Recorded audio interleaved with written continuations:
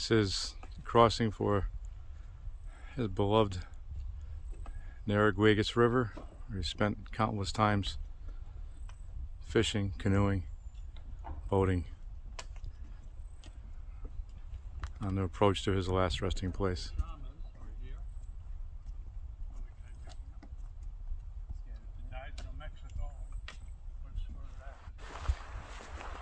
It's August 18, 2023.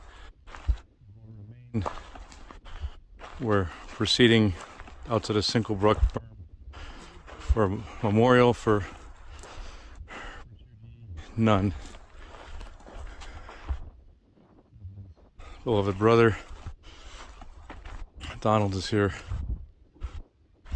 and his grandson, Justin Newman, to perform the service.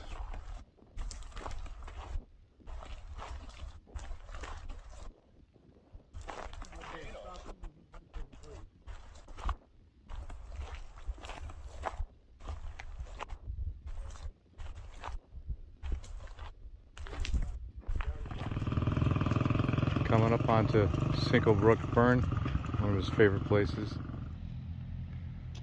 This is the Sinklebrook Burn, huge blueberry patch that they'd burn down every year to get the blueberries to come back. Micmac Indians would come down from Canada and hand pick all of this. This was a favorite place for do a lot of the hunting drives from one end of this burn to the other.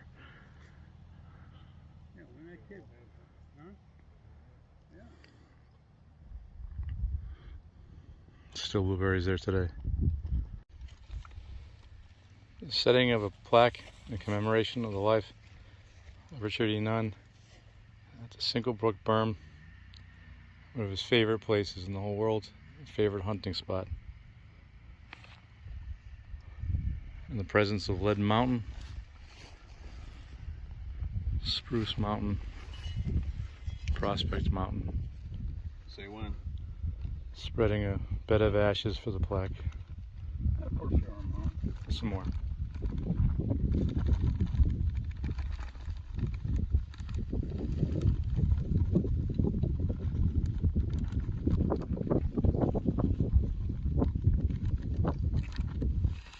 Just kind of smooth it out with a plaque.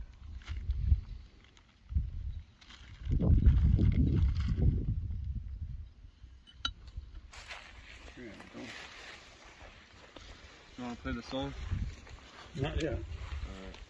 All right, just a little bit wide and starry sky. Dig the grave and let me die. Glad that I live and gladly die, and I laid me down with a will. This be the verse you gave for me. Here he lies where he longed to be. Home is the sailor, home from the sea, and hunter, home from the hill. That covers pretty much everything that Richard liked. The ocean and the woods. O Captain, my Captain, our fearful trip is done. The ship hath weathered every wreck, the prize we sought is won.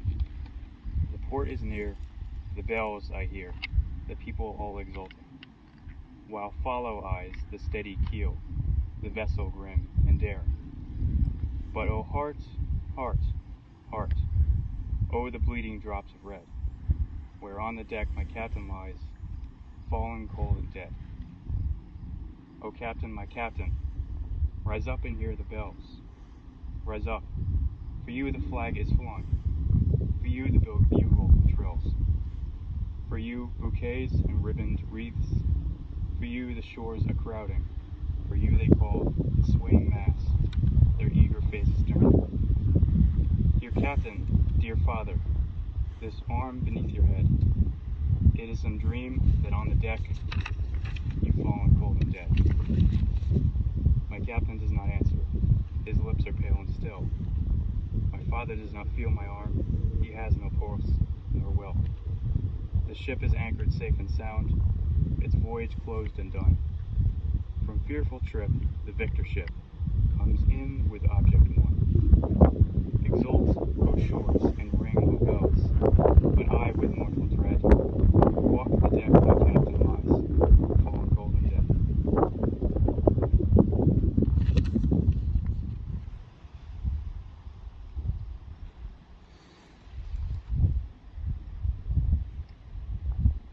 In our experience, the things we observe, interact with, and change are seen through the eyes of us only.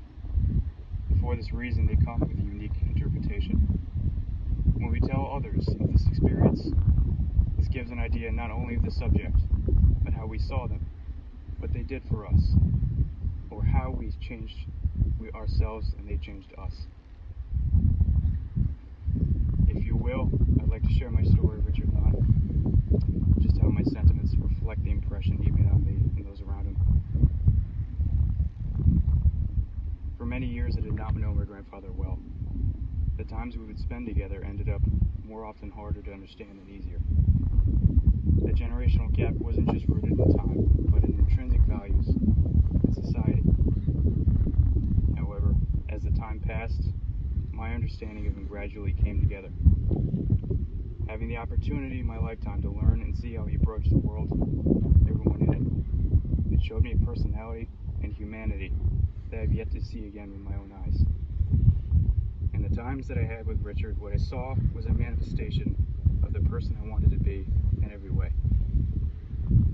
A man knew who he was and how he felt, and conveyed such convictions with force, but not so much force, but certainty. He showed me that. A pupil of the world sees others around them and seeks to uplift and engage in conversation, even if those have cultures or life experiences far further from ours. He showed me that. When faced with the challenge of overcoming illness for the sake of those around them, a man reads the chance and commits to lifelong improvement and discipline. He showed me that. So when it comes time to see to it that you are ready for the end, realize that the end is merely getting closer at the same rate the beginning has been going further.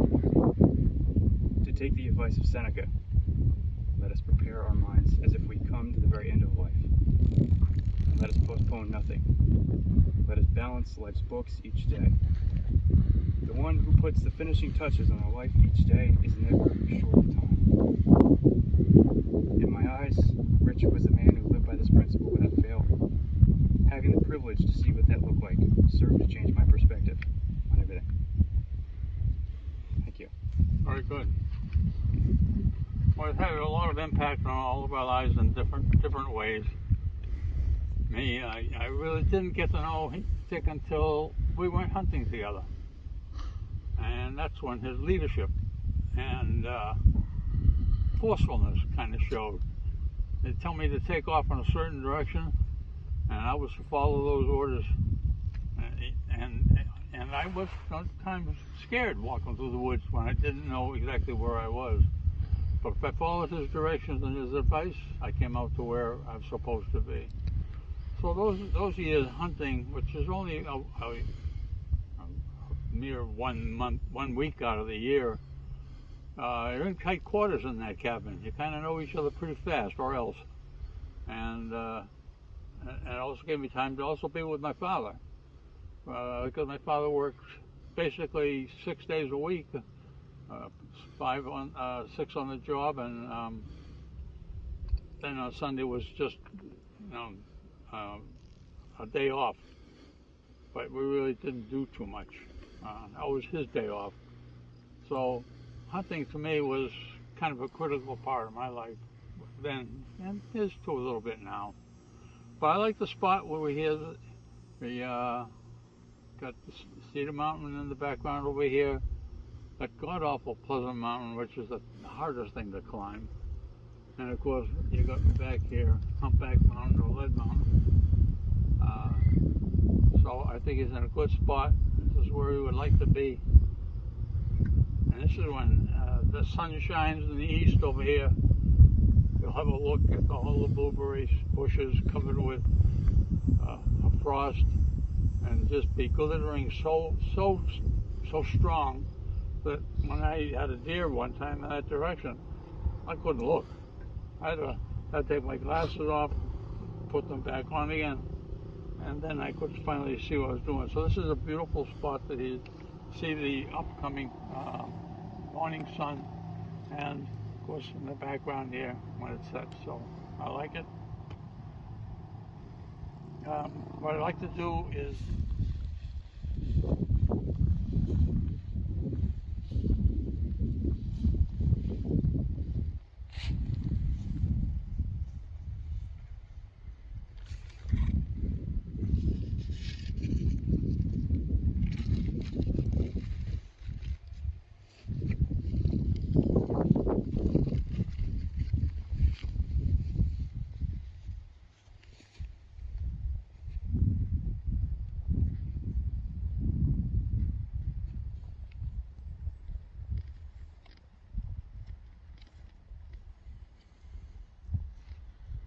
Okay, Gary, thanks for taking that film for us.